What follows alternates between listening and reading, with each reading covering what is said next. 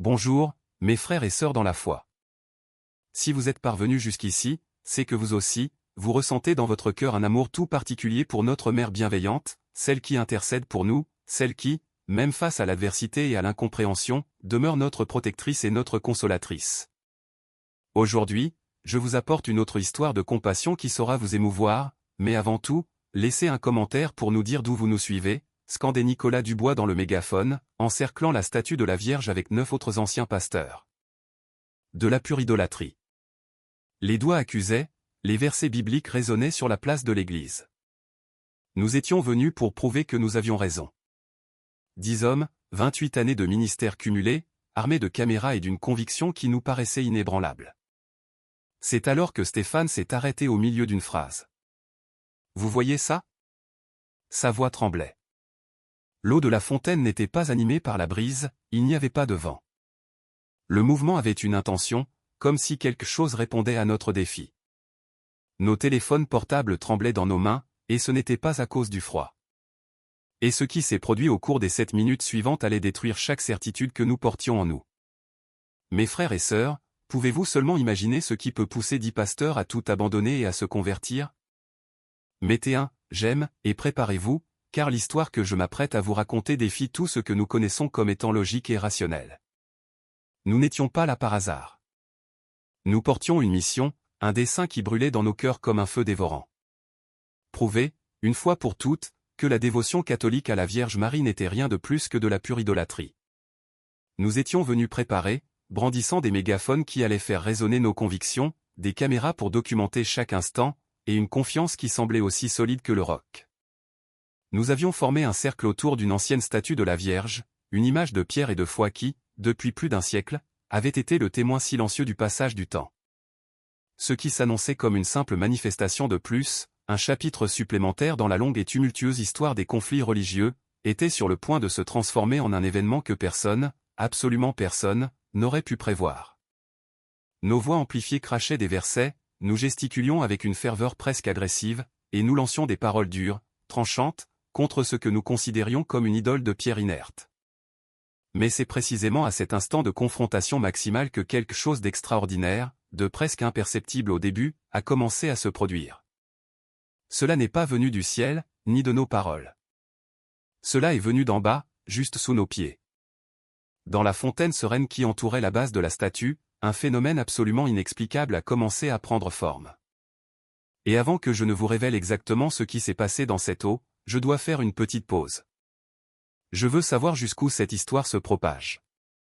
Si vous m'accompagnez depuis Paris, Lyon, Marseille, ou peut-être depuis Montréal, Bruxelles ou n'importe quel autre coin de la planète, laissez le nom de votre ville dans les commentaires. Votre participation est fondamentale et bien sûr, n'oubliez pas de vous abonner à la chaîne et de laisser un « j'aime », car en le faisant, vous aidez à porter cette histoire impressionnante, qui va sans aucun doute ébranler vos croyances les plus profondes, à un nombre bien plus grand de personnes. Imaginez la scène, mes frères et sœurs. L'eau, qui quelques secondes auparavant était un miroir immobile reflétant le ciel du lot, a commencé à onduler d'une manière complètement anormale. Ce n'était pas la brise, car il n'y avait pas le moindre souffle de vent. Ce n'était pas des vibrations du sol. C'était un mouvement intentionnel, une danse silencieuse et mystérieuse qui a poussé même les critiques les plus convaincus à s'interrompre au milieu d'une phrase et à écarquiller les yeux de stupeur. Les mains qui tenaient les téléphones portables se sont mises à trembler, non pas de froid, mais d'une terreur sacrée.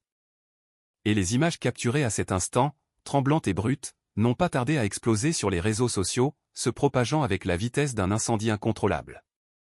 Ceci est l'histoire réelle et documentée de la manière dont 10 hommes sont sortis de chez eux avec la mission inflexible de détruire une croyance, mais sont rentrés chez eux complètement transformés. Ils ont été confrontés à quelque chose qui a déchiré le voile de la réalité, défiant chaque pilier de la connaissance qu'ils possédaient sur la foi, la science et la nature même de l'inexplicable.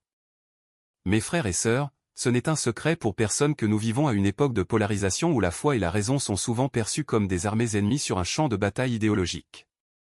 D'un côté, nous trouvons des millions de personnes qui défendent la dévotion à Marie comme un pilier sacré de la tradition catholique. De l'autre, des groupes tout aussi fervents qui voient dans cette même pratique une forme dangereuse d'idolâtrie. Mais comprenez bien, ce que je vous apporte ici n'est pas simplement un chapitre de plus dans cet éternel conflit. C'est un récit documenté qui nous oblige à nous poser des questions inconfortables sur ce qui se passe lorsque le mur de nos certitudes absolues est violemment ébranlé par l'inexplicable. Et qui étaient les 10 protagonistes au centre de cet ouragan? C'est ici que l'histoire devient encore plus puissante. Ils n'étaient pas des laïcs ou des novices dans la foi. Au contraire, ils avaient tous quelque chose en commun, un passé profondément enraciné dans le ministère évangélique. Nous parlons d'hommes qui ont été pasteurs pendant des années, certains pendant des décennies entières.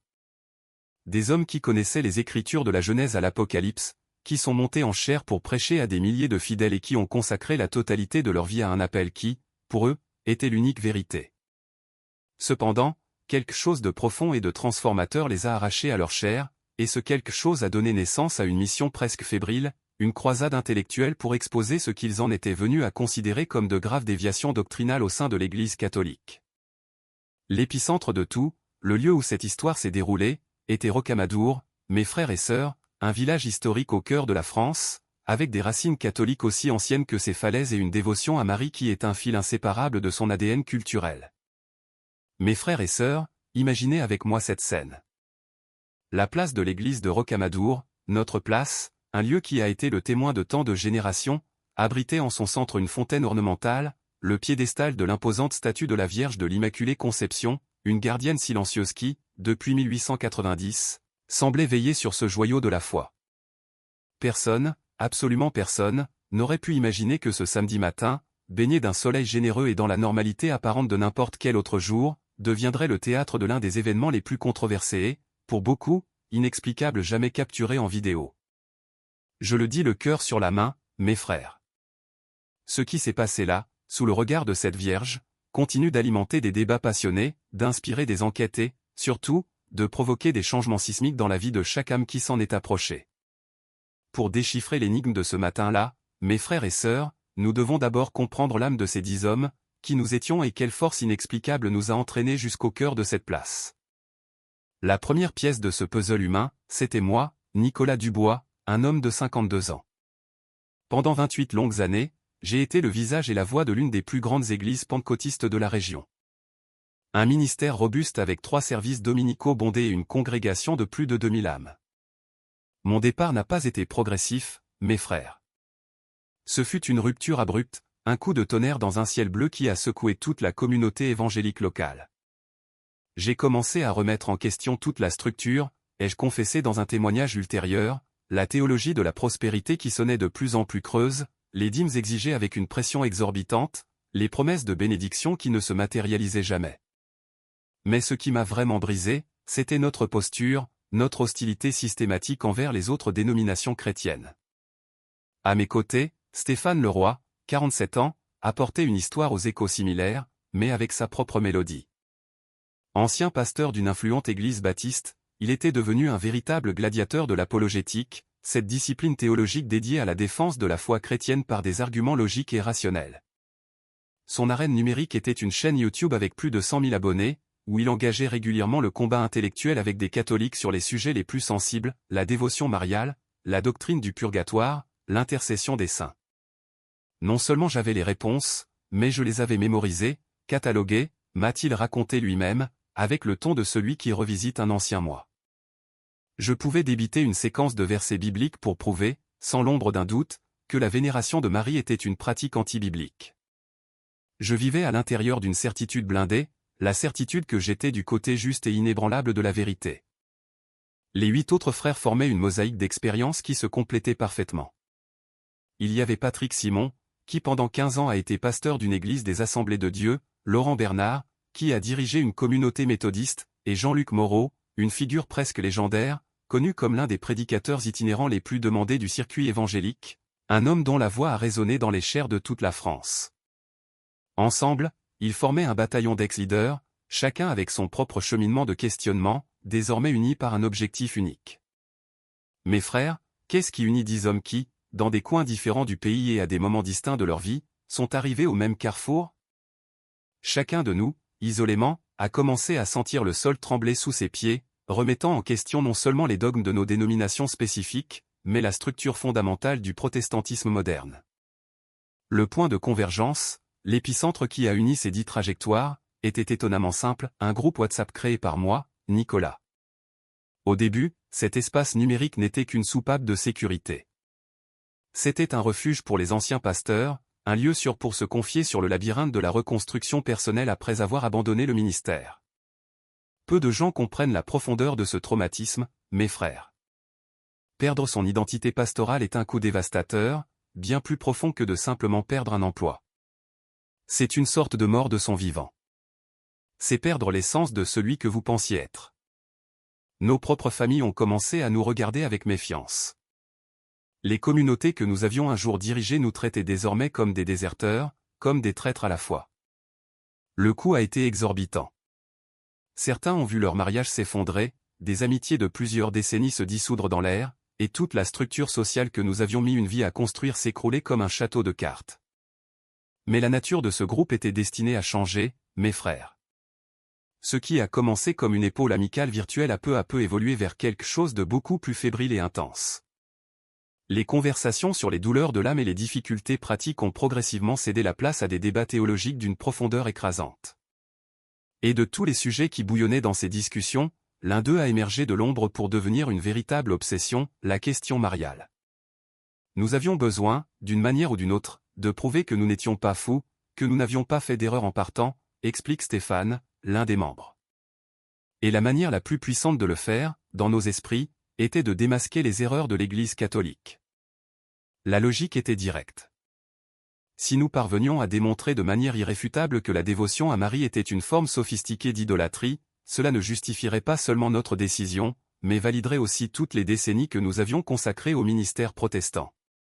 Pendant 6 longs et épuisants mois, le groupe s'est transformé en une force d'intervention théologique. Nous nous sommes plongés dans les conciles de l'Église primitive. Nous avons dévoré les écrits des pères de l'Église. Nous avons disséqué les dogmes mariaux et retracé l'histoire du culte de Marie à travers les siècles.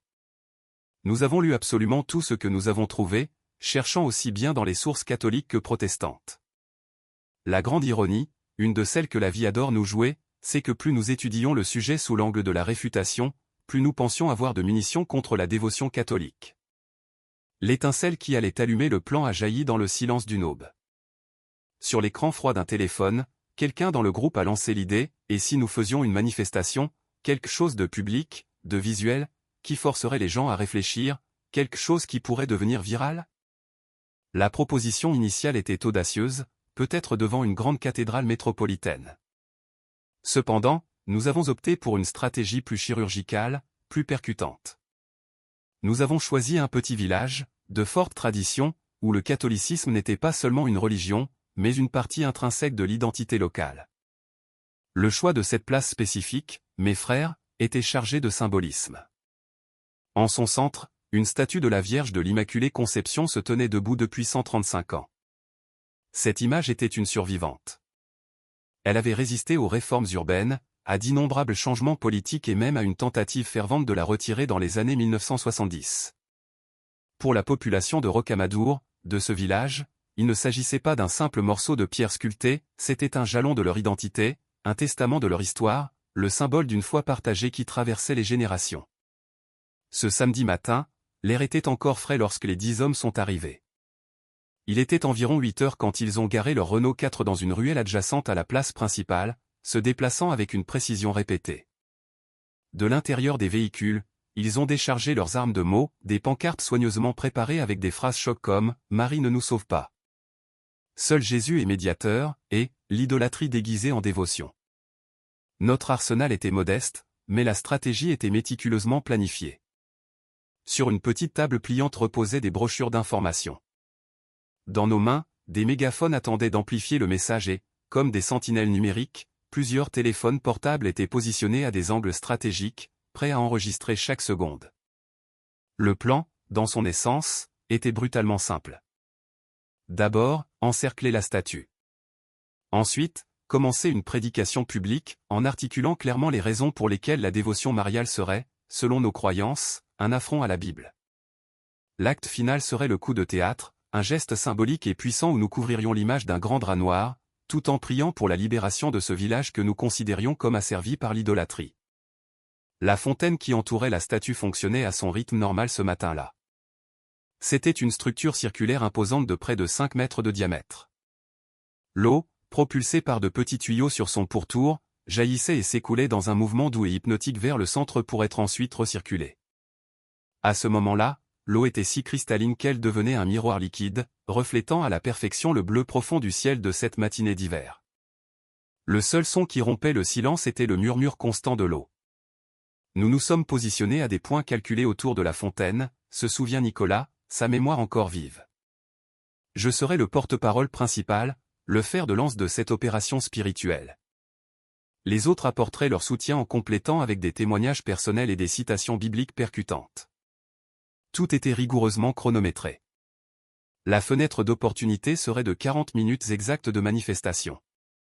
Cependant, mes frères et sœurs, il y avait une variable puissante que nous ne pouvions pas contrôler, le cœur du village. Ce à quoi nous ne nous attendions jamais, c'était la vitesse et l'intensité de la réaction de la population locale.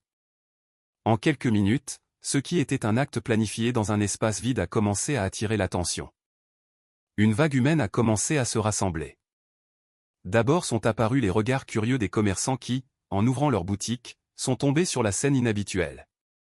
Puis sont arrivés les voisins qui, dans leur routine matinale, traversaient la place et s'arrêtaient, intrigués. En peu de temps, il y avait déjà plus de 100 personnes sur place, et ce nombre augmentait de façon exponentielle à chaque instant. La place, autrefois sereine, pulsait maintenant d'une énergie hostile. La tension dans l'air est devenue presque palpable. L'atmosphère de curiosité initiale a rapidement cédé la place à une indignation croissante. Des cris de « sacrilège !»« Honte à vous !» et « partez !» ont commencé à résonner. Certaines personnes, dans un geste instinctif de défense spirituelle, faisaient le signe de croix à plusieurs reprises, comme pour se protéger. Un groupe de dames âgées, d'une foi inébranlable, a commencé à réciter le chapelet à voix haute, leurs voix s'unissant pour créer une sorte de barricade sonore, une contre-prédication qui tentait désespérément de noyer la profanation à laquelle elles sentaient assister. C'est à cet instant précis, à l'épicentre de cette tempête grandissante, que Nicolas a saisi le mégaphone. Le son aigu et électronique a déchiré l'air, et la voix de Nicolas Dubois a résonné sur la place, rompant définitivement la paix de ce village historique.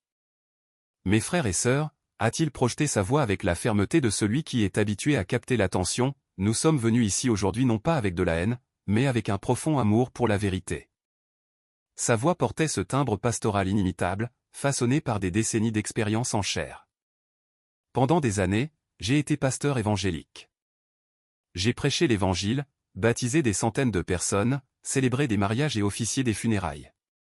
Mais aujourd'hui, je suis ici devant vous comme un ancien pasteur qui aime toujours Jésus-Christ plus que tout.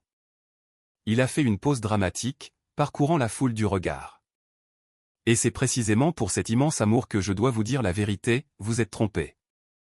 La phrase est tombée comme une bombe.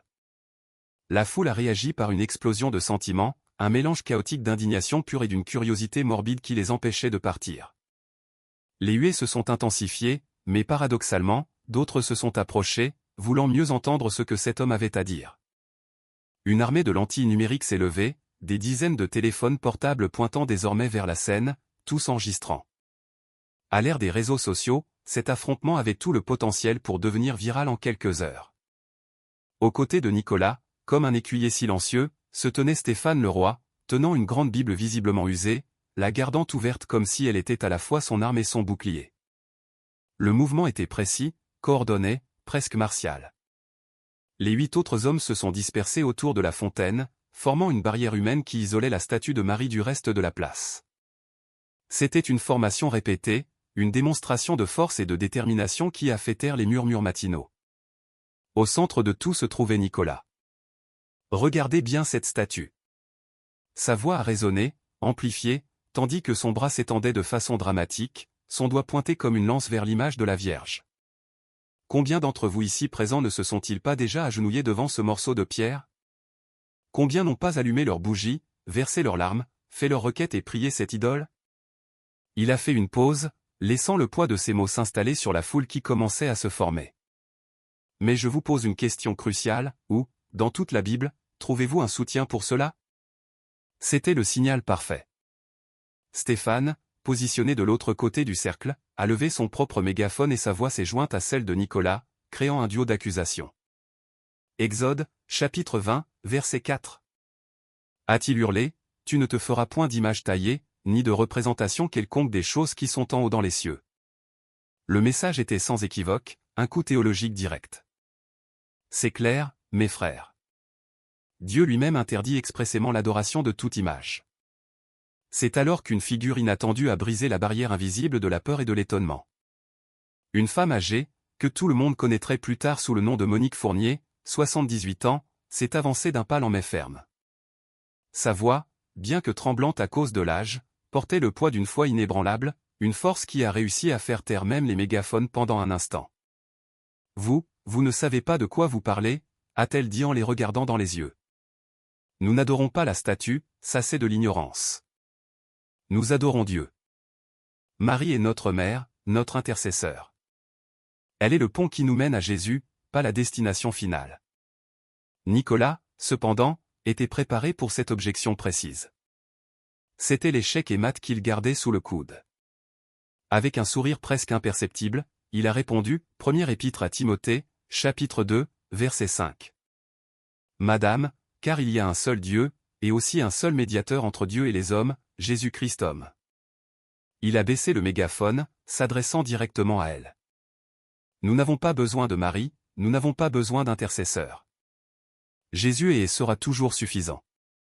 La discussion théologique, auparavant un sermon unilatéral, bouillonnait maintenant au cœur de la place. De plus en plus de personnes se joignaient, attirées par la controverse. La foule, qui dépassait maintenant les 200 âmes, se divisait.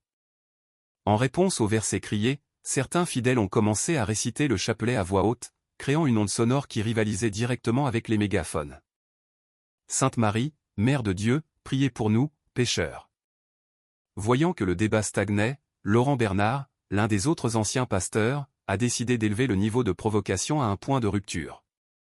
Il s'est approché dangereusement du bord de la fontaine, a étendu la main sur l'eau stagnante et a déclaré sur un ton qui mêlait mépris et défi, « Eh bien, prouvez-le maintenant. Si Marie a un quelconque pouvoir, s'il existe une once de divinité dans cette pierre, qu'il y ait un signe. Que cette eau se transforme, que quelque chose, n'importe quoi, se produise. » Il a ri. Mais nous savons tous que rien ne va se passer, parce que Marie est morte et enterrée, et cette statue n'est que de la pierre sans vie. Le défi a été accueilli par un rugissement d'indignation collective. Plusieurs personnes ont crié que c'était un blasphème intolérable. Un homme plus exalté a tenté d'avancer agressivement vers Laurent, mais il a été contenu par d'autres autour de lui, évitant que la tension verbale ne devienne physique. Il était environ 8h47 du matin quand l'impossible a commencé à se produire. Au début, personne ne l'a remarqué. La première à s'en rendre compte n'était pas au milieu du tumulte, mais en marge. C'était une adolescente nommée Chloé Lefebvre, qui, fascinée par le chaos, filmait absolument tout avec son téléphone portable. Son cadrage était parfait, positionné à un angle qui capturait à la fois la fureur des manifestants et la sérénité immobile de la fontaine. Et c'est à travers le petit écran de son appareil qu'elle a vu le premier signe. Dans cet enregistrement, mes frères et sœurs, qui serait plus tard analysé image par des experts, il y a un point de rupture, un instant précis, comme figé dans le temps, où la réalité a commencé à s'estomper et où l'eau, un élément si connu, a commencé à se comporter d'une manière complètement anormale. Regardez l'eau. La voix de Chloé a traversé l'air, un cri aigu d'alarme, mais son avertissement, « Oh, mes frères », fut une goutte dans un océan de bruit, instantanément dévoré par la ferveur de la foule et le son déformé des mégaphones. Personne n'a entendu. Personne ne nous a entendus. Jusqu'à ce moment, l'eau de la fontaine centrale de la place remplissait son rôle prévisible, elle s'écoulait vers le centre, obéissant à la gravité et au cycle mécanique du système de recirculation. Mais quelque chose a changé, mes frères. Soudain, le courant docile a cédé la place à un motif circulaire délibéré. Ce n'était pas la turbulence chaotique de l'eau agitée par un vent fort. C'était un mouvement précis, uniforme, presque chorégraphié, comme si une cuillère colossale et invisible orchestrait cette danse liquide. Peu à peu, mes frères et sœurs, l'anomalie a commencé à contaminer la perception collective. D'abord, un doigt qui pointait, puis un autre. Les conversations parallèles se sont tues, les prières ont faibli sur les lèvres des fidèles. L'étrange ballet aquatique est devenu un aimant pour tous les regards. Et même notre frère Nicolas, au sommet de sa prédication enflammée, a fait une pause. Il a senti le vide. Plus personne ne l'écoutait. L'attention de centaines de personnes était maintenant captive, fixée sur la fontaine. Ce qui n'était qu'un mouvement circulaire a commencé à prendre de la force, à s'intensifier avec une vitesse étonnante. L'eau s'est accélérée, formant un vortex doux et hypnotique juste au cœur de la fontaine, au pied de la statue de pierre de l'Immaculée Conception. Et puis, mes frères, est arrivé le détail qui allait transformer l'étonnement en un choc absolu. De petites gouttes d'eau, comme des perles liquides, ont commencé à se détacher de la surface et à monter. Elles flottaient vers le haut, défiant ouvertement la loi la plus fondamentale de la physique, créant le spectacle surréaliste d'une fontaine inversée. Qu'est-ce qui se passe? Murmura Stéphane, sa voix dépouillée de toute autorité. Le mégaphone, autrefois symbole de notre pouvoir, lui a glissé des mains et est tombé au sol avec un bruit sourd et oublié. Plus près de l'épicentre de ce phénomène, notre frère Jean-Luc Moreau, l'un des anciens pasteurs, a agi par pur instinct. Il a fait un pas en avant, son corps se déplaçant comme attiré par une force invisible. Il a tendu la main tremblante dans une tentative désespérée de toucher cette eau ascendante, de confirmer par le toucher ce que ses yeux refusaient d'accepter. Ce n'est pas possible, a-t-il chuchoté pour lui-même, la phrase chargée du poids d'une vie de certitude que nous croyions inébranlable. Ce n'est pas physiquement possible. Un silence profond et lourd, mes frères et sœurs, est descendu sur la place. La foule, autrefois un organisme bruyant, était maintenant paralysée, une collection de statues de chair et d'os. Le seul son était le murmure de l'eau elle-même dans son mouvement impossible et le doux bruissement des feuilles dans les arbres, étrangers au miracle ou à l'aberration qui se déroulait en bas. Patrick Simon, dont l'esprit avait été façonné par la logique de l'ingénierie avant de se rendre à la foi, tentait désespérément de trouver un refuge dans la raison. Ce doit être le système de pompage, pensait-il, un mantra silencieux, un défaut mécanique, une défaillance catastrophique créant une pression irrégulière. Mais plus il observait, plus son explication rationnelle se désintégrait. Le motif était trop complexe, trop précis pour être un simple défaut. Les gouttes qui montaient ne flottaient pas au hasard, elles tissaient des dessins éphémères dans l'air. Certains juraient voir des formes géométriques parfaites. D'autres, les yeux pleins de larmes, affirmaient distinguer des symboles sacrés. La vidéo de Chloé, enregistrée avec une clarté impressionnante, a capturé chaque détail. Plus tard, dans la froideur d'un laboratoire d'analyse, des experts confirmeraient l'absence totale de manipulation numérique. C'était authentique. Cela se passait vraiment, juste là, devant des centaines de témoins et de multiples caméras. Ce fut la voix fragile de Monique Fournier qui a finalement rompu le charme, déchirant le silence avec une seule phrase. Tout a commencé par un unique geste de foi, un acte qui a déchiré la réalité. Là, au bord de la place, elle s'est agenouillée. Les larmes, comme des rivières miniatures, traçaient des chemins sur son visage ridé, tandis que ses lèvres murmuraient la prière qui allait résonner dans le silence tendu, « Je vous salue, Marie, pleine de grâce ». Et puis, comme une vague invisible, la dévotion s'est propagée. Une par une, d'autres personnes ont commencé à suivre son exemple. Ce qui n'était qu'une poignée de fidèles est bientôt devenu des dizaines, et en quelques instants, des centaines. La place entière s'est transformée en une vaste mer de corps agenouillés, un océan de têtes inclinées, tous les yeux fixés sur la fontaine et la statue, chaque bouche murmurant des prières à l'unisson croissant. Au milieu de cette marée de foi, seuls 10 hommes restaient debout. Les 10 anciens pasteurs, figés comme des statues de sel, semblaient complètement incapables de traiter le spectacle qui se déroulait devant eux. Leurs visages étaient des masques de pure incrédulité. Nicolas Dubois agrippait le mégaphone avec une force si démesurée que les articulations de ses doigts sont devenues blanches, un témoignage muet de son contrôle qui s'évanouissait. À ses côtés, Stéphane Leroy ouvrait et fermait la Bible dans un geste mécanique et répétitif, comme s'il feuilletait les pages sacrées dans une recherche désespérée d'une explication, d'un verset qui pourrait donner un sens à cette folie.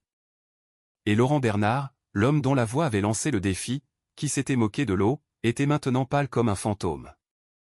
Ses jambes tremblaient de manière visible et incontrôlable. Je n'ai pas demandé ça, balbutiait-il pour lui-même à plusieurs reprises. C'était juste une provocation. Je ne m'attendais pas à ça. Le phénomène qui serait plus tard baptisé « les 7 minutes de l'impossible » a duré exactement 7 minutes.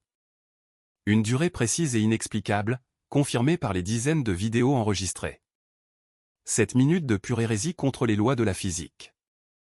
7 minutes où l'eau, dans un acte de rébellion contre la gravité, montait en gouttes irisées au lieu de tomber.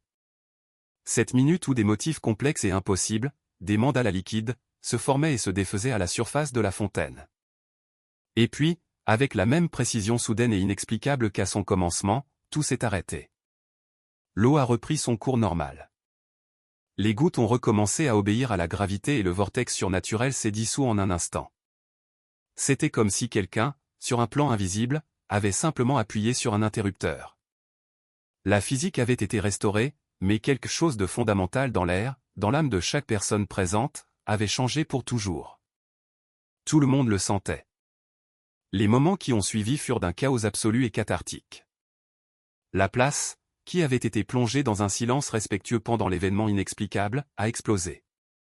Le son de centaines de conversations simultanées, des cris d'étonnement, des pleurs d'émotion et des prières à voix haute a rempli l'air. Monique Fournier était toujours à genoux, maintenant l'épicentre d'un cercle d'autres dames qui récitaient le chapelet avec une ferveur renouvelée, presque fébrile. Certaines personnes couraient chez elle chercher des bougies, des fleurs et d'autres chapelets, transformant la place en un sanctuaire improvisé. D'autres, les mains encore tremblantes, prenaient leur téléphone et commençaient à envoyer les vidéos au monde entier, avec des légendes qui tentaient de capturer l'impossible, miracle en direct dans notre village. Et Notre-Dame répond au défi des pasteurs. Les 10 hommes, autrefois des manifestants confiants, semblaient maintenant des naufragés, s'accrochant aux débris de leur propre certitude. Ils étaient des îlots d'incrédulité dans un océan de foi écrasante, désespérés de trouver quelque chose de solide sur quoi s'appuyer. Nicolas a été le premier à tenter de rompre la stupeur. « Les gars » a-t-il appelé les 9 autres, sa voix maintenant un filet, presque avalé par le bruit de la foule, le mégaphone oublié dans sa main. « Nous devons sortir d'ici. Maintenant. » Mais ses paroles se sont perdues. Stéphane était assis sur le bord de la fontaine, la Bible toujours ouverte sur ses genoux, mais ses yeux étaient vitreux, fixés sur l'eau qui coulait maintenant avec une normalité presque offensante. Il a regardé l'eau, puis le ciel, puis ses compagnons paralysés. Ses lèvres ont bougé et un seul mot s'est échappé, chargé du poids d'un univers qui venait de s'effondrer. Comment ? Comment est-ce possible ? A-t-il sifflé, la voix un fil tremblant qui rompait à peine le silence abasourdi qui s'était installé dans leur groupe. Nous allons discuter de ça bien loin d'ici, a insisté Nicolas, dont l'esprit pragmatique avait déjà pris le contrôle. Ses mouvements étaient brusques, presque désespérés, alors qu'ils commençaient à ramasser les pancartes qu'ils avaient apportées comme arme de leur conviction. Mes frères et sœurs, une panique silencieuse a commencé à s'emparer de notre groupe. Les autres, se déplaçant comme des automates, le choc paralysant encore leurs pensées, ont commencé à ramasser le matériel. Mon cœur battait la chamade, comme s'il voulait s'échapper de ma poitrine. Mais la fuite ne serait pas une tâche simple. Je le sentais dans chaque fibre de mon être. La foule, qui n'était auparavant que de quelques curieux, avait enflé, se transformant en une muraille humaine qui dépassait déjà les 500 âmes. Il était impossible de ne pas sentir leur regard sur nous. Et une partie importante de cette muraille n'avait pas la moindre intention de permettre à ceux qui avaient tout provoqué de simplement disparaître. Un groupe d'hommes solides et immobiles a bloqué la seule sortie. J'ai senti l'air devenir dense. Il n'y avait pas d'agressivité explicite dans leurs gestes, seulement une fermeté inébranlable qui m'a glacé le sang. « Vous êtes venus ici pour défier Notre-Dame », a déclaré un homme grand d'une quarantaine d'années, dont la présence imposante le distinguait. Plus tard, mes frères, nous apprendrions que c'était Philippe Martin, le respecté propriétaire d'une boulangerie locale. Sa voix a résonné sur la place. Et elle a répondu. Il a fait une pause, laissant le poids de ses mots s'installer dans ma poitrine. Vous ne pouvez pas simplement partir comme si absolument rien ne s'était passé. Nous n'avons rien fait de mal. A répliqué Jean-Luc, sa voix sonnant plus défensive qu'il ne l'aurait probablement voulu. C'était juste. C'était juste l'eau. Il y a sûrement une explication scientifique à cela. Une explication scientifique ? Une femme plus jeune, le téléphone toujours levé comme une torche, a fait un pas en avant. C'était Chloé Lefebvre, l'adolescente qui avait tout enregistré. Mes frères, j'ai filmé chaque seconde. Cette eau est montée. L'eau ne monte pas, monsieur. L'eau ne dessine pas des motifs comme ça. Ses yeux ont balayé notre groupe. Vous avez vu exactement la même chose que moi. C'est à ce moment précis de tension croissante, mes frères, qu'une figure a traversé la foule comme si les eaux s'ouvraient. Les gens ont laissé passer le père Pierre Bernard, le curé de l'église paroissiale. J'ai senti un rayon d'espoir, minuscule mais présent. À 65 ans, avec des cheveux entièrement blancs et une aura de sérénité qui semblait émaner de lui, sa simple présence a imposé un ordre instantané au chaos imminent. Ce fut un miracle différent, mais tout aussi frappant. S'il vous plaît, calmez-vous. S'il vous plaît. Il a levé les mains et le murmure de la foule a diminué jusqu'à devenir un silence d'attente. Nous venons tous d'être témoins de quelque chose de vraiment extraordinaire. Mais la précipitation est la mère de l'erreur. Nous ne pouvons pas tirer de conclusions hâtives. Moi, Nicolas, j'ai vu dans le prêtre une bouée de sauvetage, une voie d'évasion diplomatique. Je me suis approché de lui, le cœur dans la gorge. Mon père, nous n'avions pas l'intention de causer de problème. Notre intention était seulement une manifestation pacifique. Le père Pierre Bernard m'a fait face. Ses yeux, profonds et lucides. Une manifestation pacifique qui, d'après ce que j'ai compris, incluait l'humiliation publique d'une image qui est sacrée pour toute cette communauté, a répondu le prêtre, sa voix ferme mais dépourvue de colère. Cependant, ce n'est pas le moment des accusations. Ce qui s'est passé en ce lieu doit être enquêté avec la rigueur et le respect qui s'imposent. Alors, le père Pierre Bernard s'est tourné vers la foule. Je demande à chacun d'entre vous de garder son calme. La première chose que je ferai sera de contacter le diocèse pour rapporter officiellement ce qui s'est passé. Pendant ce temps, il a dirigé son regard directement vers la jeune femme au téléphone. Je suggère à tous ceux qui ont enregistré des vidéos de les conserver.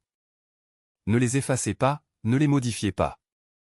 Elles seront des documents d'une immense importance pour toute enquête future.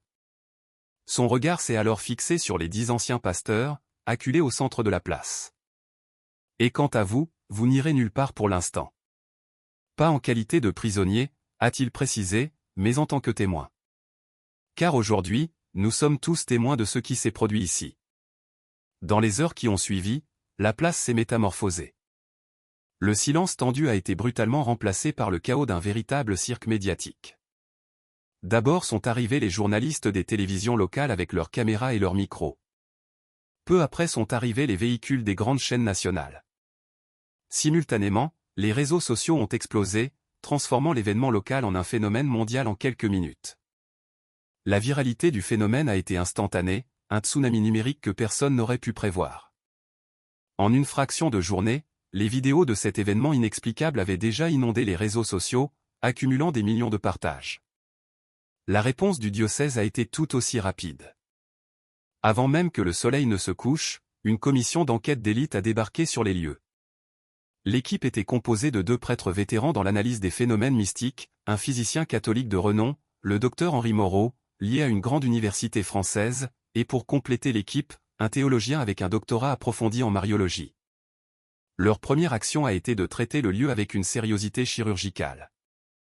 La zone de la fontaine a été complètement isolée avec des rubans, transformant le jardin paisible en quelque chose qui ressemblait à une scène de crime, comme si le sacré et le profane étaient entrés en collision la même. Le travail méticuleux a commencé. Ils ont prélevé des échantillons d'eau pour des analyses en laboratoire. Ils ont démonté et examiné chaque centimètre du système de pompage, mesuré les champs électromagnétiques, les variations de température, les niveaux d'humidité, toutes variables, aussi insignifiantes qu'elles puissent paraître, qui pourraient offrir une explication rationnelle à ce que les caméras avaient enregistré. Le physicien, Dr Henri Moreau, a été le premier à émettre un avis, et ses conclusions préliminaires étaient irréfutables. Le système hydraulique de cette fontaine, a-t-il expliqué avec la précision d'un homme de science, et d'une simplicité affligeante. Il s'agit d'une pompe de recirculation de base, sans aucun mécanisme capable de générer les motifs complexes que nous avons vus dans les vidéos. Il a fait une pause, soulignant le point crucial, de plus, la question de l'eau qui monte, défiant la gravité de cette manière. Il n'existe absolument rien ici, aucune pièce d'ingénierie qui puisse produire un tel effet. Tandis que la science cherchait des réponses dans la matière, l'enquête de l'âme se déroulait à huis clos. Mes frères et sœurs, nous, les 10 anciens pasteurs, avons été conduits au presbytère, où nous serions interrogés individuellement. Nicolas a été le premier à s'asseoir en face du père Pierre Bernard, avec un petit enregistreur sur la table entre eux, capturant le silence tendu. Pouvez-vous décrire avec vos propres mots ce dont vous avez été témoin ? A demandé le prêtre d'une voix calme. La voix de Nicolas s'est bloquée un instant. Un abîme s'est ouvert en lui. Mes frères et sœurs, je le jure. Toute sa vie de pasteur, il avait été un soldat en première ligne contre exactement ce type d'événement. Il avait enseigné avec ferveur que les miracles catholiques étaient des fraudes, que les apparitions mariales n'étaient que des tours bien orchestrées ou, au mieux, de l'hystérie collective. Les signes et les prodiges en dehors de son contexte évangélique strict étaient, dans sa prédication, des œuvres de tromperie. Mais le souvenir de ce qu'il avait vu était vif, indéniable. J'ai vu l'eau bouger d'une manière qui ne devrait pas être possible, a-t-il finalement réussi à dire, les mots sortant avec difficulté. J'ai vu des gouttes monter, j'ai vu des motifs se former dans l'air. Et il n'y a rien dans mes connaissances. Et je ne suis pas un homme ignorant, mon père. Ma vie a été consacrée à l'étude. Il n'y a rien qui puisse expliquer ce que j'ai vu. Croyez-vous que c'était un miracle? La question du père Pierre Bernard était directe. Je ne sais plus ce que je crois maintenant, a admis Nicolas, mes frères. Et sa voix s'est brisée. La vulnérabilité était palpable, une fissure dans l'armure d'un homme qui était arrivé ce matin-là en brandissant des pancartes et des mégaphones. J'ai passé toute ma vie à croire en certaines vérités absolues. J'ai quitté ma propre église parce que j'ai commencé à remettre ces vérités en question. Et maintenant? Maintenant, je ne sais tout simplement plus rien.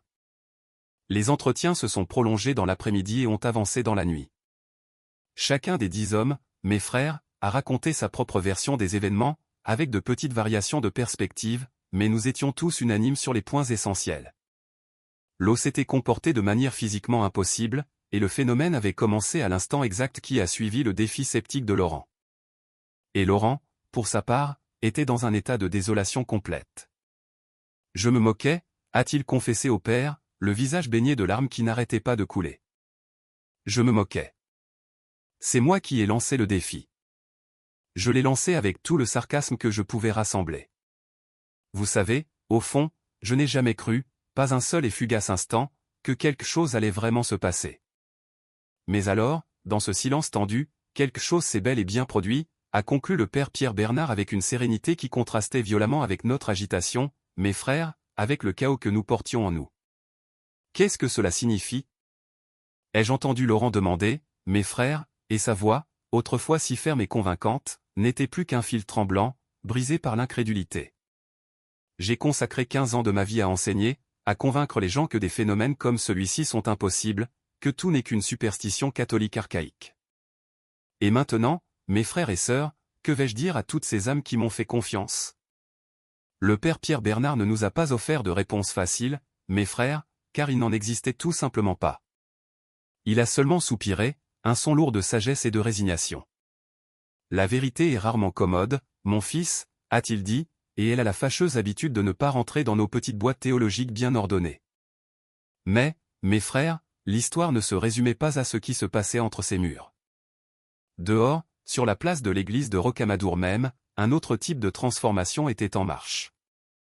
Des centaines de personnes, peut-être plus, ont décidé de rester sur la place toute la nuit, transformant l'endroit en un sanctuaire à ciel ouvert. Elles priaient avec ferveur, chantaient des cantiques doux et gardaient des bougies allumées, dont les flammes dansaient dans l'obscurité, créant une mer de lumière tremblotante. L'atmosphère, mes frères et sœurs, s'était complètement transmutée. Ce qui avait commencé comme une matinée de confrontation bruyante et hostile était maintenant devenu une célébration silencieuse, presque irréelle. Au milieu de cette veillée, une figure se détachait, mes frères, c'était Chloé Lefebvre, l'adolescente dont la vidéo avait, par chance ou par dessein divin, capturé les angles les plus nets de ce phénomène. Elle était maintenant le centre de l'attention, entourée de micros et de caméras de multiples chaînes d'information. Je filmais juste parce que le conflit me semblait intéressant, expliquait Chloé patiemment pour la 10e fois, avec une voix que sa jeunesse rendait encore plus percutante. Jamais, dans mes rêves les plus fous, je ne m'attendais à capturer ça. Avez-vous modifié la vidéo d'une manière ou d'une autre? Y a-t-il eu une manipulation?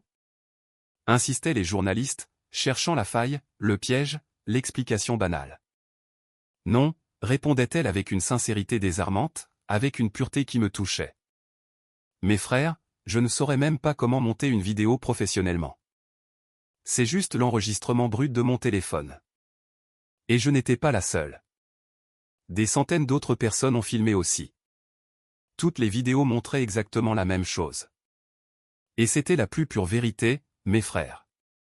À mesure que de plus en plus de vidéos inondaient Internet, provenant de différents angles, enregistrées sur différents appareils avec des qualités diverses, le récit d'une fraude coordonnée s'effondrait sous nos yeux. Il devenait douloureusement clair que quelque chose de véritable et d'inexplicable s'était produit dans cette fontaine. Les jours qui ont suivi le « phénomène de la fontaine », comme on l'a appelé, ont été d'une transformation profonde. Mes frères et sœurs, l'impact ne s'est pas limité à nous, les 10 anciens pasteurs en crise, mais il s'est étendu à tout notre bien-aimé Rocamadour et a progressivement atteint des personnes du monde entier qui suivaient l'histoire sur les réseaux sociaux. Le diocèse, agissant avec la prudence exigée par les protocoles rigoureux de l'Église catholique pour l'enquête sur de possibles miracles, a formé une commission de spécialistes encore plus grande. Sont arrivés des experts en hydraulique, des physiciens spécialisés en dynamique des fluides, des ingénieurs en structure, des théologiens de renom et, de manière cruciale, un groupe de sceptiques professionnels, des personnes dont la carrière consistait à démasquer de fausses allégations surnaturelles.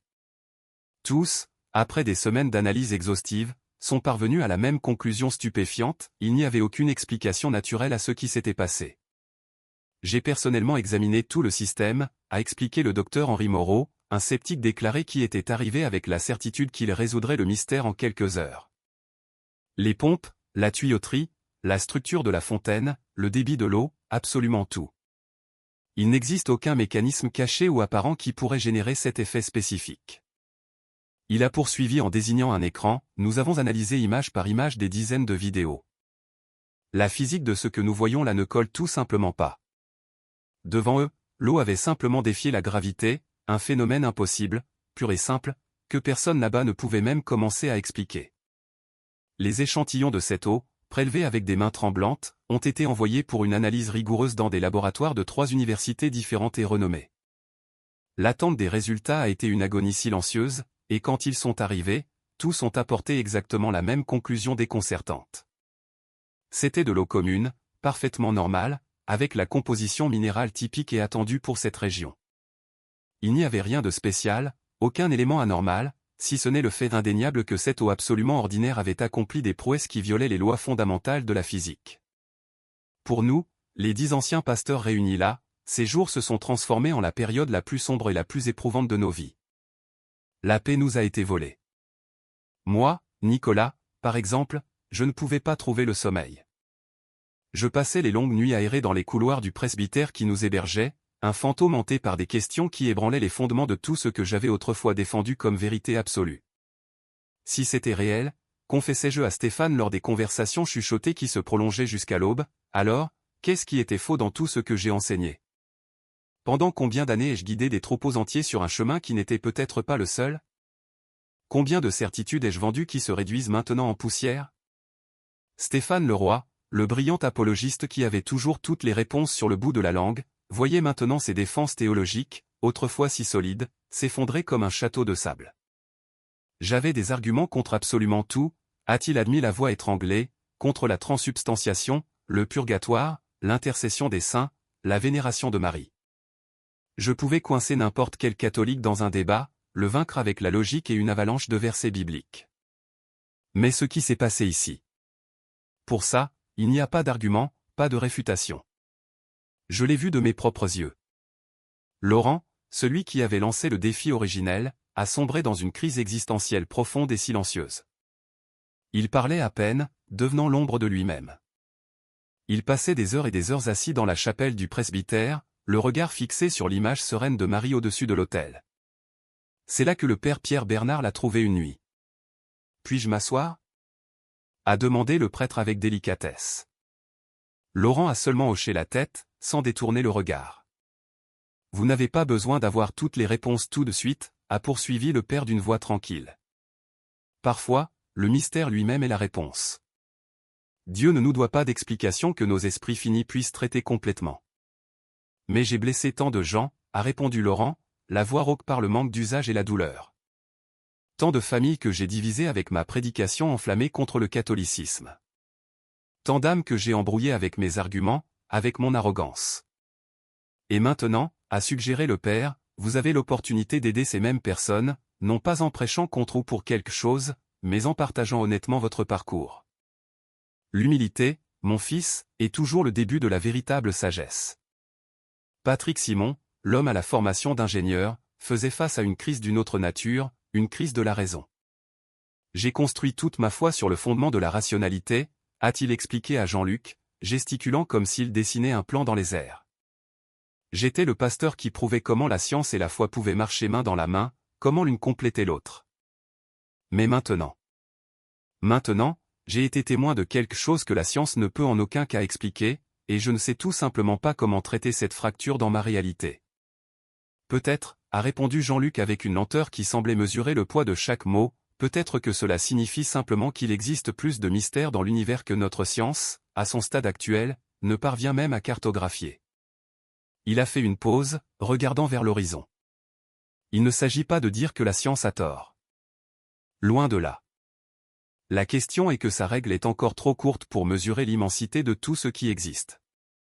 Et puis, au 5e jour après l'événement, alors qu'une routine agitée commençait à s'installer, quelque chose que personne n'aurait pu prévoir s'est produit.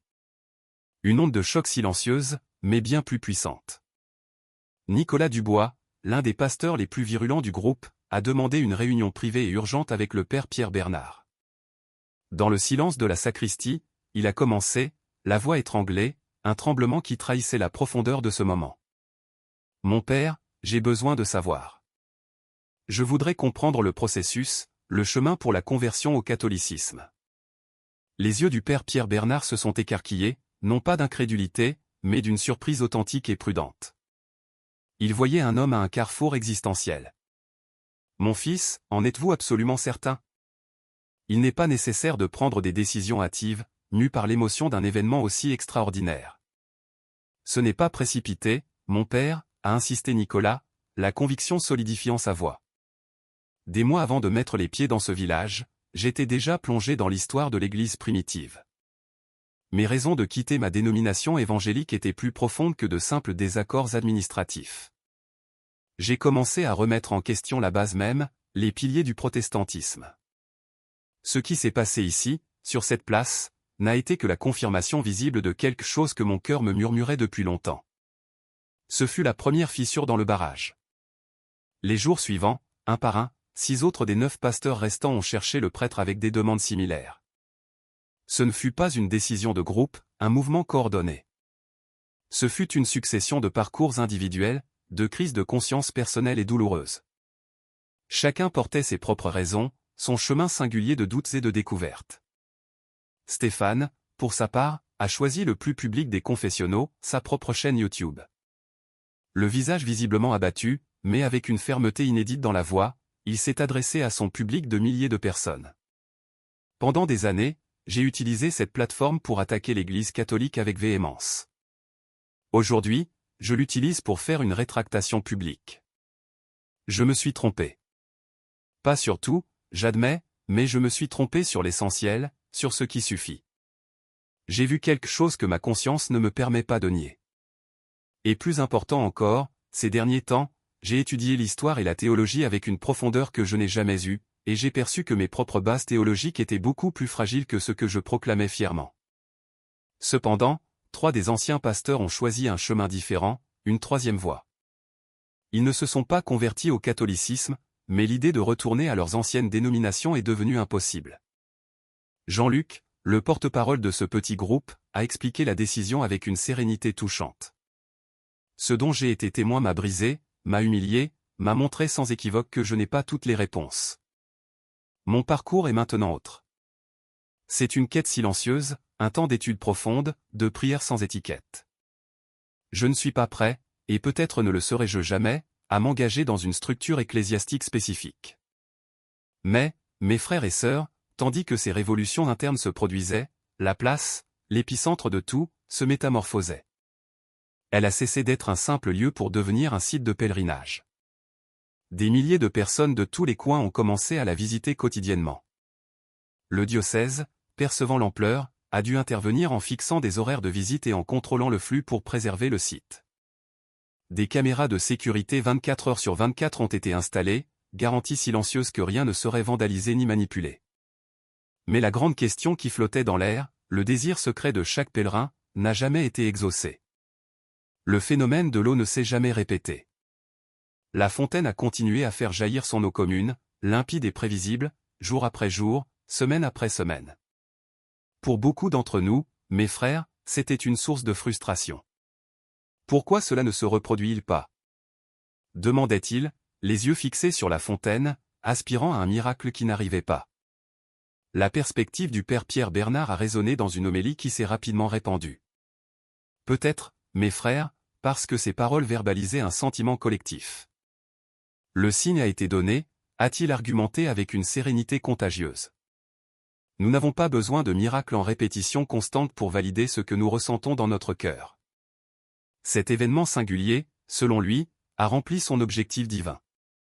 Il a ébranlé les fondements des certitudes absolues de certains, solidifié la foi chancelante d'autres et, plus important encore, nous a tous laissés avec des questionnements bien plus profonds sur la véritable nature de la réalité et du sacré.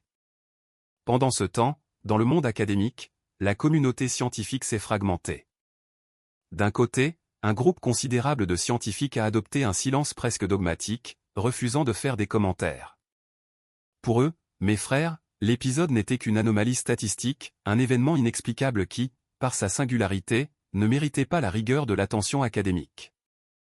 D'autres, cependant, y voyaient la frontière de la connaissance, une occasion unique d'élargir les horizons de la science, et c'est pourquoi ils ont officiellement demandé la permission d'installer un équipement de surveillance permanent sur la place, dans l'espoir que le phénomène puisse un jour se répéter sous observation contrôlée. Au centre de cette tempête intellectuelle se trouvait le docteur Henri Moreau, le physicien qui a dirigé l'enquête initiale. Des mois plus tard, il a publié un article académique qui a fait l'effet d'une bombe. Sa conclusion était méticuleusement prudente, presque chirurgicale. Sur la base de multiples preuves vidéo de sources indépendantes, de l'analyse forensique de l'équipement hydraulique et des témoignages concordants de centaines de témoins, a-t-il écrit, « Je me vois contraint de conclure qu'un événement s'est produit qui ne peut être expliqué par notre compréhension actuelle et étendue des lois de la physique. Cela ne signifie pas nécessairement un miracle au sens théologique du terme. Cela signifie simplement qu'il existe des phénomènes dans l'univers que nous ne comprenons pas encore. » Loin des laboratoires et des églises, Monique Fournier, la femme âgée qui s'était agenouillée la première ce jour-là, est devenue la gardienne non officielle de la place. On la voyait là tous les jours, qu'il pleuve ou qu'il fasse soleil, discutant avec les visiteurs, partageant son expérience avec une simplicité désarmante. On me demande toujours ce que j'ai ressenti à cet instant, raconte-t-elle avec un sourire serein. Et je réponds toujours la même chose, j'ai ressenti la paix. Ce n'était pas un triomphe, comme si mon camp avait gagné un débat. C'était juste une paix profonde, la sensation écrasante qu'il y a quelque chose d'infiniment plus grand que nos théologies, plus grand que nos arguments. Chloé Lefebvre, l'adolescente dont la vidéo amateur a capturé les meilleurs et les plus nets angles du phénomène, a vu sa vie transformée par la célébrité instantanée. Soudain, des universités prestigieuses lui offraient des bourses complètes, des émissions de télévision se disputaient sa présence et des documentaristes insistaient pour raconter son histoire. Cependant, elle a maintenu une posture incroyablement centrée. « J'étais juste au bon endroit au bon moment », répétait-elle à chaque interview, presque comme un mantra. « Je n'ai rien fait de spécial, j'ai juste tenu ma caméra stable. L'extraordinaire, c'est ce qui s'est passé sous mes yeux, pas qui l'a filmé. » Exactement 6 mois après l'événement, les 7 pasteurs qui avaient publiquement renoncé à leur congrégation pour se convertir au catholicisme ont participé à une cérémonie formelle de réception dans l'église principale. Ce fut un moment d'émotion palpable, retransmis en direct sur Internet à des milliers de spectateurs. Un chapitre final et puissant dans le parcours de foi que cette journée inexplicable avait initié. Nicolas, maintenant dépouillé de ses anciens titres et n'étant plus qu'un simple membre laïque de l'Église, a offert un témoignage qui a résonné avec une sincérité poignante. « Ma présence ici, a-t-il commencé d'une voix ferme, n'est pas le résultat d'un événement spectaculaire, elle ne se résume pas à un miracle. Mon parcours jusqu'à ce point a été un chemin long, souvent solitaire et douloureux, une immersion profonde dans des questionnements qui m'ont privé de sommeil. C'est dans cette étude exhaustive que je me suis heurté à une vérité inéluctable, les fondements historiques et théologiques de l'Église catholique, que j'avais si longtemps complètement ignorés, ou pire encore, déformés pour qu'ils correspondent à mes propres convictions. » Il a fait une pause, laissant le poids de ces mots s'installer. Ce dont nous avons tous été témoins sur cette place n'était que la pièce finale, la dernière pièce d'un puzzle complexe que je venais, avec beaucoup d'efforts, d'assembler en silence pendant des mois. Et quand elle s'est emboîtée, l'image complète s'est révélée. C'est pourquoi je ne viens pas avec l'arrogance de celui qui a toutes les réponses. Au contraire, je viens avec l'humilité de celui qui est enfin prêt à apprendre. Depuis lors, mes frères et sœurs, l'héritage de ce jour n'a cessé de grandir. L'histoire des 10 anciens pasteurs et du phénomène qui a défié toute logique sur cette place est devenue une graine qui continue de germer, provoquant des débats enflammés, des réflexions profondes et des conversions inattendues. D'un côté, il y a ceux qui voient l'événement comme une preuve irréfutable, la signature divine manifestée par Marie, un signe clair pour ceux qui ont des yeux pour voir. De l'autre, un groupe qui s'accroche au scepticisme prudent, une prudence intellectuelle qui attend des explications scientifiques qui sait, n'arriveront peut-être jamais à déchiffrer le mystère. Mais il y a un point, mes frères, où croyants et sceptiques convergent, l'impact bouleversant et indéniable que ce jour a provoqué dans la vie de chaque personne. 10 hommes sont sortis de chez eux ce matin-là, blindés par des certitudes qui semblaient d'acier. Ils sont revenus à la tombée de la nuit complètement transformés, non pas par une nouvelle certitude, mais par la graine d'un doute puissant, le « doute saint », comme on a commencé à l'appeler, celui qui ne corrode pas la foi mais la purifie, brisant l'orgueil et ouvrant les portes de l'âme au mystère immensément plus grand que nous. Aujourd'hui, la fontaine est toujours là, au même endroit. L'eau jaillit avec la même normalité que toujours, indifférente à son bref moment de gloire. Mais son environnement a été définitivement modifié. C'est maintenant un autel à ciel ouvert, constamment entouré de bougies qui vacillent, de fleurs fraîches et du murmure des prières. Elle a cessé d'être un simple ornement urbain pour devenir un symbole qui ne représente pas la victoire d'une dénomination sur une autre, mais quelque chose d'infiniment plus profond et universel. Elle est devenue un rappel physique de la possibilité stupéfiante qu'il y a, en effet, bien plus de choses entre le ciel et la terre que nos vaines philosophies n'osent en rêver. Et peut-être, en fin de compte, mes frères et sœurs, le véritable miracle n'a-t-il pas été le spectacle visible, non pas l'eau qui, pendant cette minute inexplicable, a défié les lois de la gravité. Le miracle réel, le plus durable et le plus transformateur, a été ce qui s'est passé à l'intérieur. Les cœurs endurcis par l'orgueil ont été forcés à l'humilité. Les esprits, autrefois fermés à double tour dans leur propre doctrine, ont été ouverts en grand à la nouveauté. Ce fut la leçon gravée dans l'âme de chacun, que la véritable quête de la vérité exige un courage immense. Le courage de tout remettre en question, même nos croyances les plus anciennes et les plus fondamentales. Oui, l'eau de la fontaine a finalement repris son cours normal. Mais pour ces 10 hommes, et pour nous tous qui en avons été témoins, mes frères et sœurs, rien, absolument rien, n'a plus jamais été comme avant.